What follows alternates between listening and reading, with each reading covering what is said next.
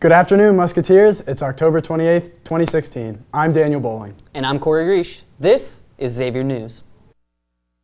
From the Xavier University Television Studio, this is Xavier News. Your campus, your region, your world. This is Xavier News.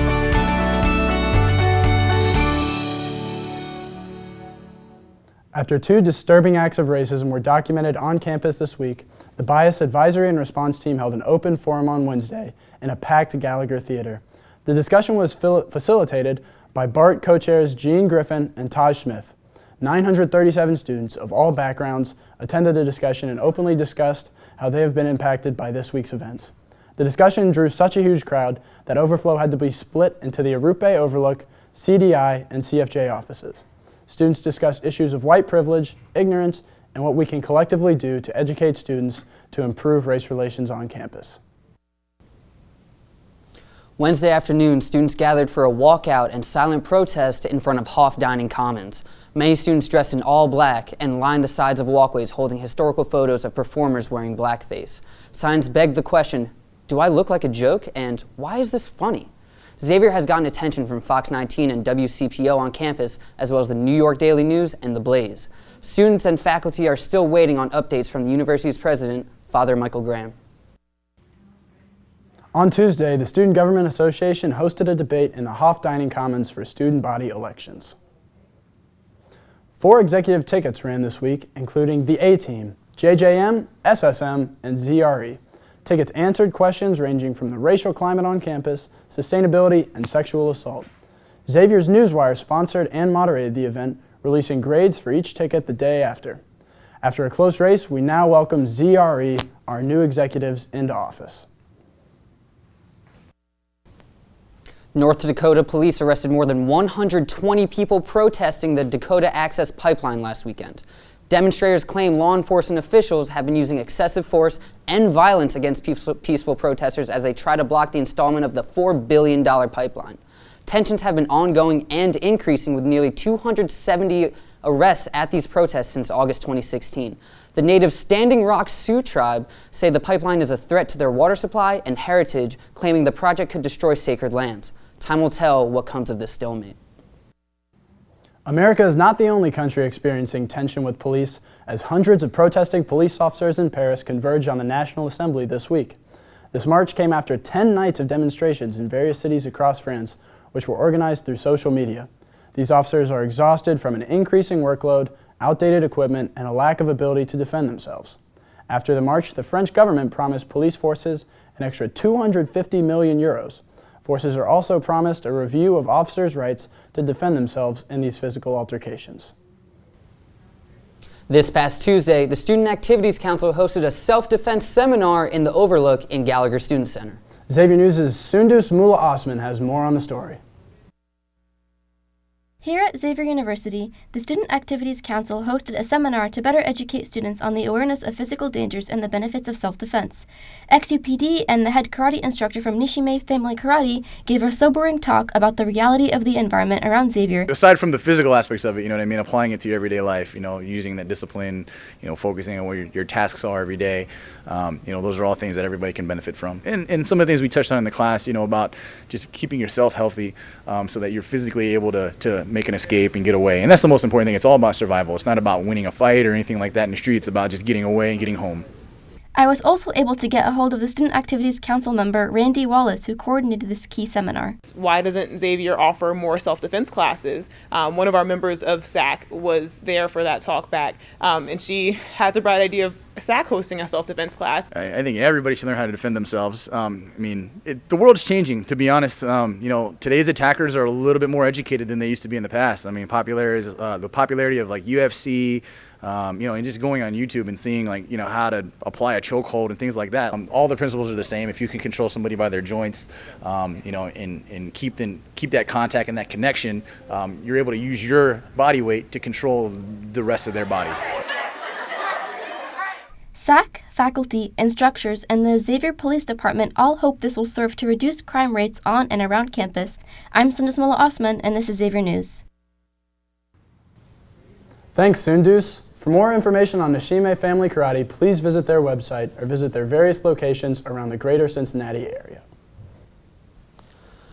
Hopefully our emphasis on defense extends to our environment, as an ecological evaluation called the Living Planet Assessment raises concerns about the state of our wildlife. The study conducted by the Zoological Society of London and World Wildlife Foundation estimates that wildlife populations have fallen nearly 60% in 40 years.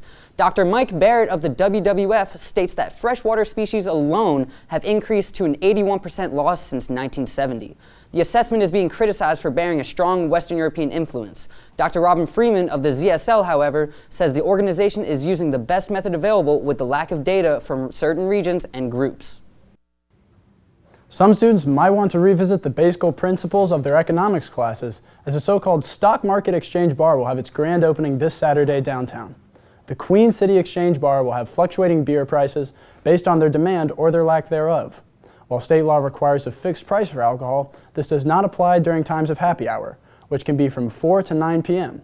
During these times, the bar's dynamic prices could allow for a huge discount for any customers who pay close enough attention. So for those 21 and up, feel free to get down and test out your stock market savvy.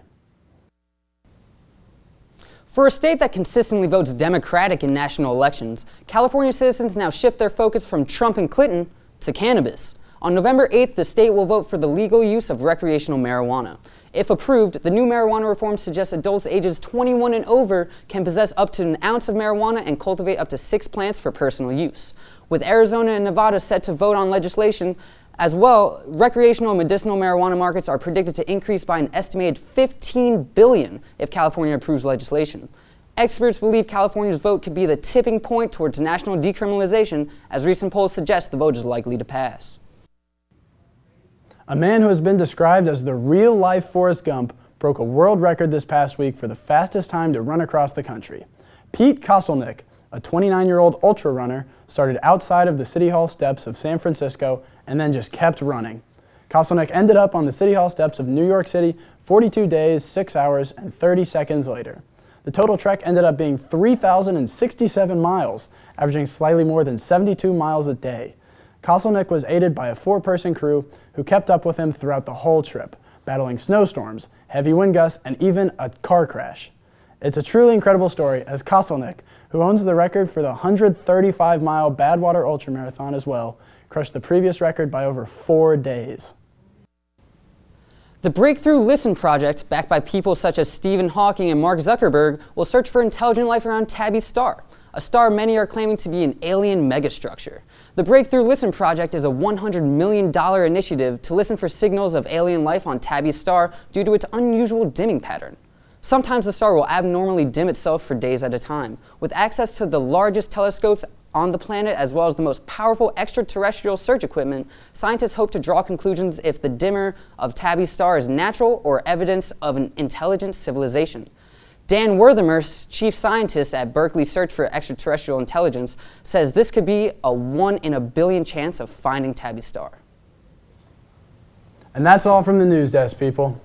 We'll be right back with Cameron Stansberry and the Xavier Sports Report.